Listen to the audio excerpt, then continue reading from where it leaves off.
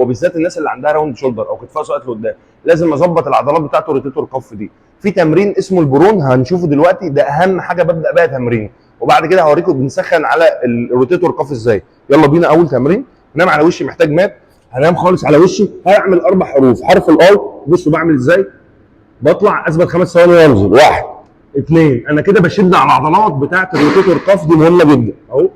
10 عدات، بطلع 10 عدات، كل عده بثبت 5 ثواني.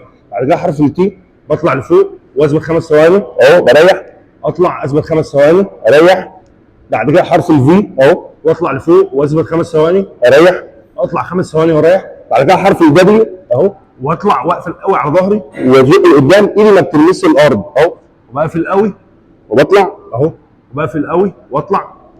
فلما بخلص ال4 مجاميع بتوعي هبدا استخدم الدمبل، وخلي بالكم ان معظمنا بنستخدمه غلط. هنستخدمه ازاي؟ هستخدمه كده بالتكنيك ده.